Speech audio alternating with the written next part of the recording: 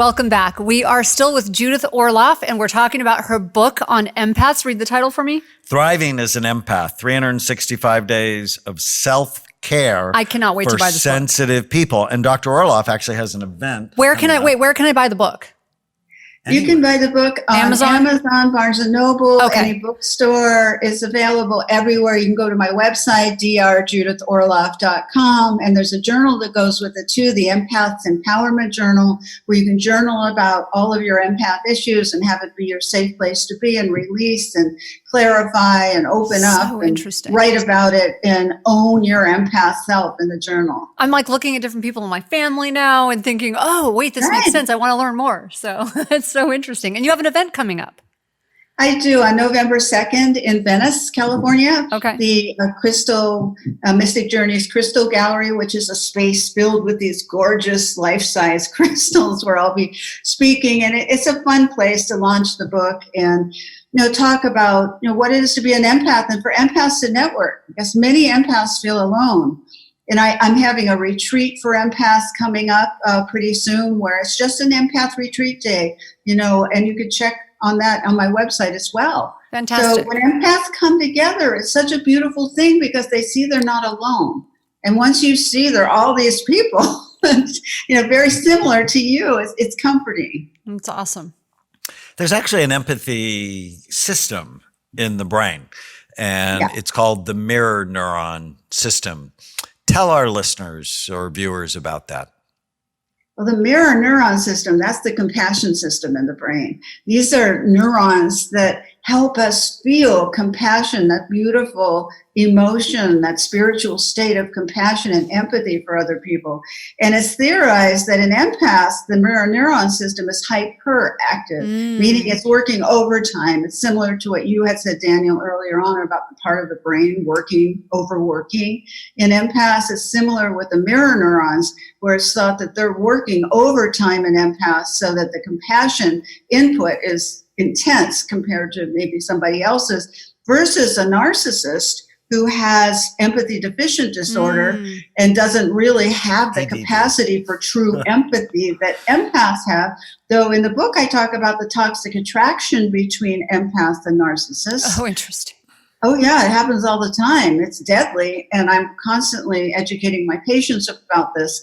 But narcissists are so deceptive at first because it seems like they have empathy. They're so charming and seductive and reel you in and make you think that you're the one or you're the most important person. And then the minute you don't do something according to their plan, they become cold, withholding, and punishing, because they lack what empaths have. And empaths are such fixers. They say, oh, this person just had a bad childhood, so my love will fix them. And, I'm sorry to say that's not true. Yeah. So I'm curious, when you talked about mirror neurons, it just triggered something in me as a mother. I would assume that being maternal would turn that on more. Because you watch any mother with a baby and all of a sudden she's gooing and guying and copying the baby and getting the baby to copy her. And right. It's sort of does that increase that part of the brain when you become a mother? Yes. And you joke, you laugh at me because I'm so different, or I was so different with my baby than I was with anybody else. It's so much stronger. Your voice would change. Yeah. I mean, it was like, you can't help it. It's just. No, you can't, but it's a beautiful thing. Plus the oxytocin, the bonding hormone is flowing, fabulous. Through you. So, but that maternal feeling that you're describing with empaths, that's often turned towards everybody. Interesting. So it's, that connection, you want to help, you want to fix, you want to remove the pain. And unfortunately what happens is that it comes into your own body unless you learn how to hold space for somebody, but not take on. So these are exercises I work with my patients on. This is how you do it. Let's practice. So a lot of this is practice techniques. How do you not take it on? Where I'll send a patient out and do a homework assignment saying, all right, go and sit next to that coworker at work, who's so draining for you, and practice this technique of not taking it on and then report back. So a lot of it is putting these self-care techniques into effect. It's a bit of behavioral modification, but it's how does it work in the real world? So it's not just theorizing about it. It's like make yourself more comfortable by practicing these self-care techniques. Do you have any thoughts or suggestions on how to enhance empathy in children? Ah, that's beautiful. I was part of a New York Times article on that, and it's such a great question. You teach, if you have an empath child, there's a chapter in the book on how to raise empathic children. And so you teach them what their empathy is and maybe the downside of it. But when you teach somebody to develop empathy, it involves listening skills.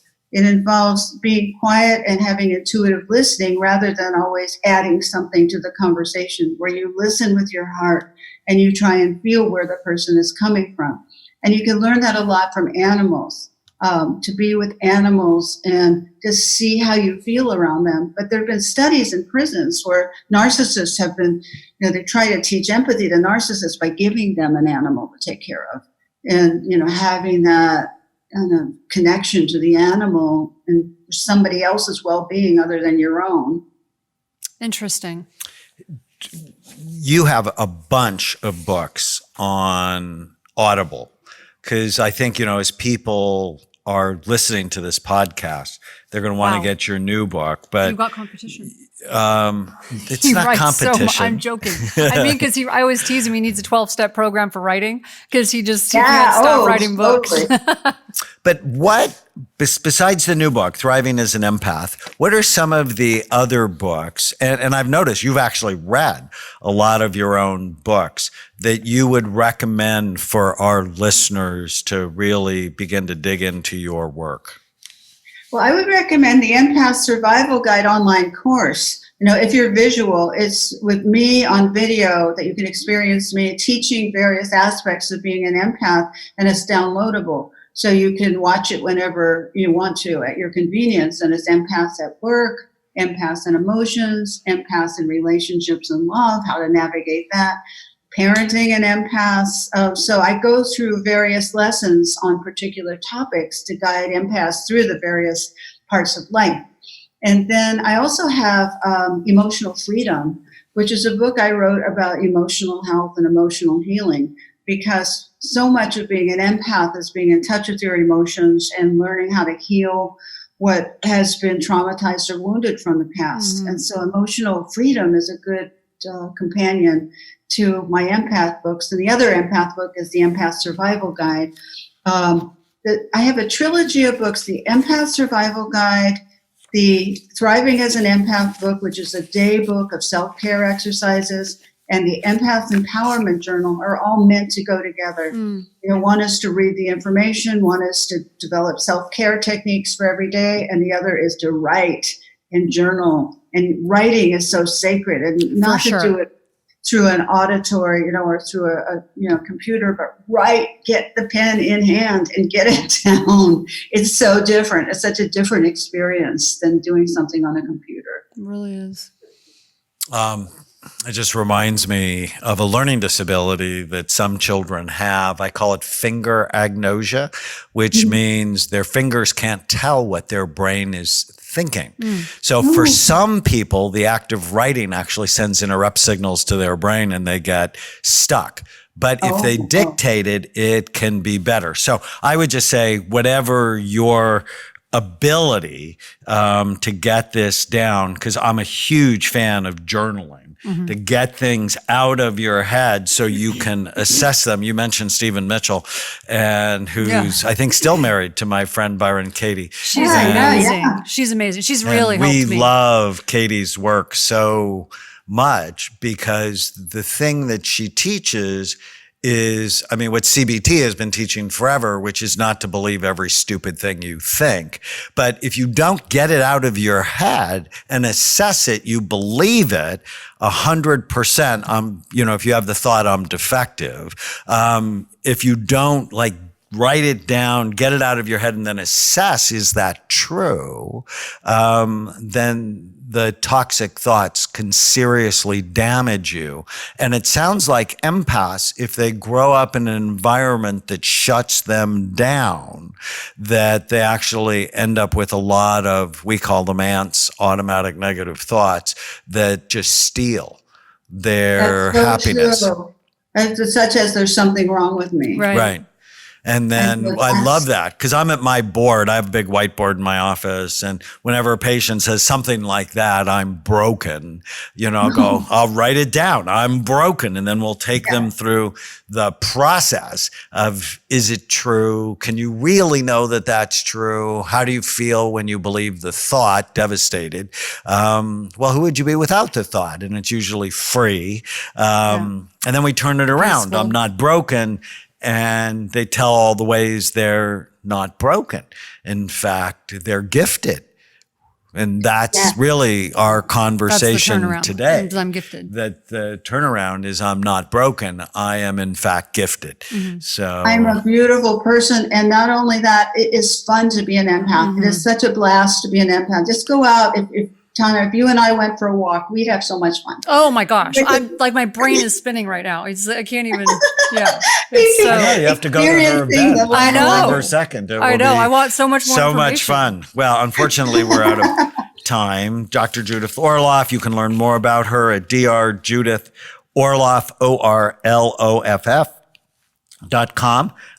Thriving as an Empath, 365 days of self-care for sensitive people. Also, the Empath's Empowerment Journal. Dr. Orloff has a course online. I imagine they can find it at drjudithorloff.com. Right. On my website. All of the books and the courses on my website. Well, thank you so much for being our guest on the Brain Warriors Way podcast. Oh, it's been my pleasure. If you're enjoying the Brain Warriors Way podcast, please don't forget to subscribe so you'll always know when there's a new episode. And while you're at it, feel free to give us a review or 5-star rating, as that helps others find the podcast. If you're considering coming to Amen Clinics or trying some of the brain healthy supplements from BrainMD, you can use the code podcast10 to get a 10% discount on a full evaluation at amenclinics.com or a 10% discount on all supplements at brainmdhealth.com.